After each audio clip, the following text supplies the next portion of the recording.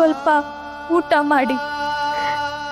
ನನಗೆ ಬೇಡ ಪದ್ಮಮ್ಮ, ಜೀವನದಲ್ಲಿ ಇನ್ಯಾವತ್ತೂ ಅನ್ನ ಬೇಡ ಅನ್ನೋಷ್ಟು ಹೊಟ್ಟೆ ತುಂಬೋಗಿದೆ. ಇವನಿಗಾದ್ರೂ ಸ್ವಲ್ಪ ನೀವೇ ಬಡಿಸ್ಬಿಡಿ. ಅಮ್ಮ, ನೀನು ಊಟ ಮಾಡಲ್ಲ ಅಂದ್ರೆ ನನಗೂ ಬೇಡ. ಹಾಗೆಲ್ಲ ಹೇಳ್ಬಾರ್ದಪ್ಪ. ಹೋಗಿ ಊಟ ಮಾಡು. ನೀನು ಮಾಡಿದ್ರೇನೆ ನಾನು ಮಾಡೋದು. ಇದನ್ನೇ ಅಲ್ವಾ ತಾಯಿ ಕರುಳು ಬಳ್ಳಿ ಅನ್ನೋದು. ದಯವಿಟ್ಟು ಹಠ ಮಾಡಬೇಡಿ. ದೈವಿಚ್ಛೆ ಏನಿದೆಯೋ ಹಾಗೆ ಎಲ್ಲ ನಡೆಯುತ್ತೆ. ನಮ್ಮ ಕೈಲಿ ಏನಿದೆ ಹೇಳಿ? ಧೈರ್ಯ ತಂದ್ಕೊಳ್ಳಿ.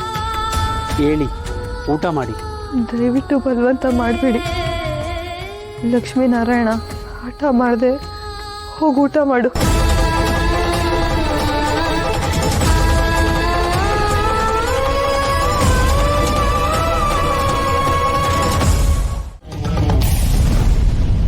ನೀವು ವೆಂಕಟನಾಥನನ್ನು ಸಂಸಾರ ಸಮೇತವಾಗಿ ಕರ್ಕೊಂಡು ಬಂದಿದ್ರೆ ದೇವ್ರ ದರ್ಶನ ಮಾಡ್ಕೊಂಡು ಹೋಗ್ತಾ ಇದ್ವಿ.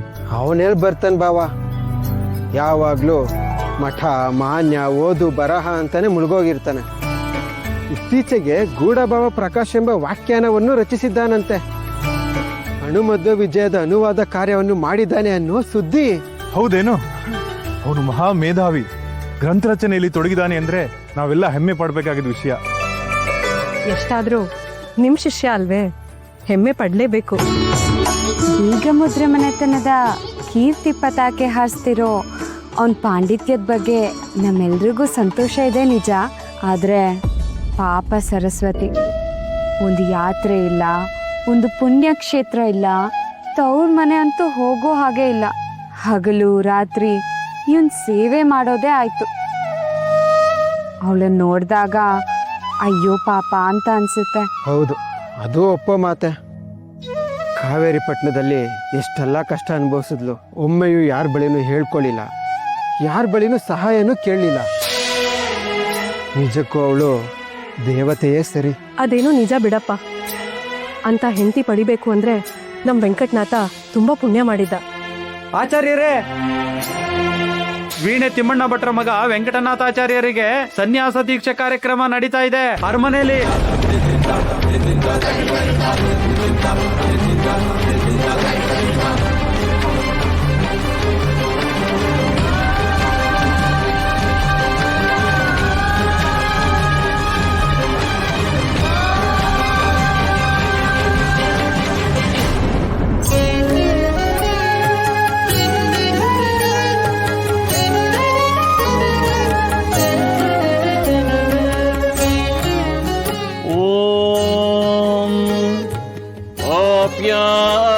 ಸ್ವಸಮೇತುತೆ ವಿಶ್ವತಃ ಸೋಮವೃಷ್ಣಯೋ ಭವಾಜಸ್ಯ ಸಂಘತೆ ಕ್ಷೀರೇಣ ಸ್ನಪಯಾಮಿ.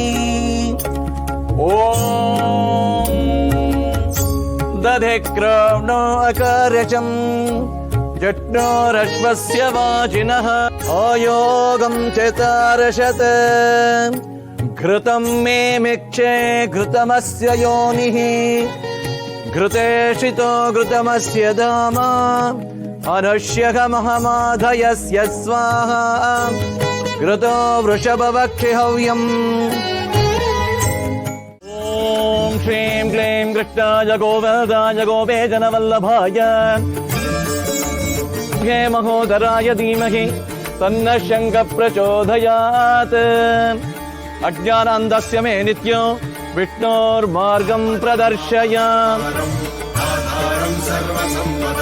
ತನ್ನಃ ಶಂಖಃ ಪ್ರಚೋದಯಾತ್.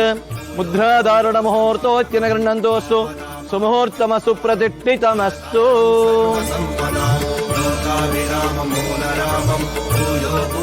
ಪ್ರಭು, ಮಂತ್ರೋಪದೇಶಕ್ಕೆ ಅಪ್ಪಣೆ.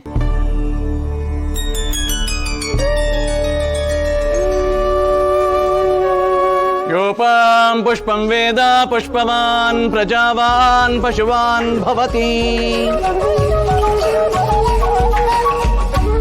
ಗುರುದೇವ, ನನ್ನನ್ನು ಕಾಪಾಡಿ, ಈ ಭವಬಂಧನದಿಂದ ನನ್ನನ್ನು ರಕ್ಷಿಸಿ.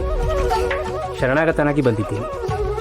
ಯಾರು ಸೃಷ್ಟಿ ಕಾರ್ಯಕ್ಕಾಗಿ ಚತುರ್ಮುಖ ಬ್ರಹ್ಮದೇವರನ್ನು ಸೃಷ್ಟಿ ಮಾಡಿ ವೇದಾದಿಗಳಿಗೆ ನಾಂದಿಯನ್ನು ಹಾಡಿದರೋ ಅಂತಹ ಅವಿಚ್ಛಿನ್ನವಾದ ಪರಮಾತ್ಮನನ್ನು ಸೇರಲು ನಿಮ್ಮ ಹತ್ತಿರ ಶರಣಾಗತನಾಗಿ ಬಂದಿದ್ದೇನೆ. ದಯಮಾಡಿ ಗುರೂಪದೇಶವನ್ನು ದಯಪಾಲಿಸಿರಿ. ಅಧೀಹಿ ಭೋಹೋ ಅನುಬ್ರೂಹಿ. ತಥಾಸ್ತು.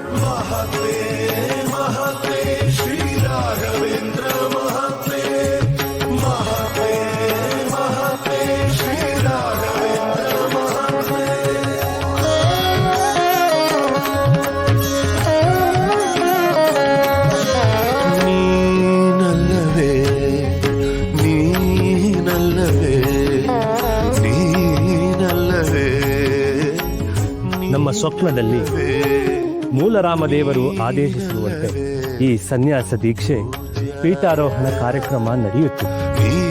ಶ್ರೀ ಮೂಲರಾಮರ ಅಪ್ಪಣೆಯಂತೆ ನಮ್ಮ ಶಿಷ್ಯರಿಗೆ ಶ್ರೀ ಶಾಲಿವಾಹನ ಶಕೆ 1453ನೇ ದುರ್ಮತಿ ಸಂವತ್ಸರದ ಪಾಲ್ಗುಣ ಶುಕ್ಲ ಬಿದಿಗೆಯ ಈ ಶುಭ ದಿನದಂದು ಶ್ರೀ ರಾಘವೇಂದ್ರ ತೀರ್ಥರೆಂದು ನಾಮಕರಣ ಮಾಡುತ್ತಿದ್ದೇನೆ.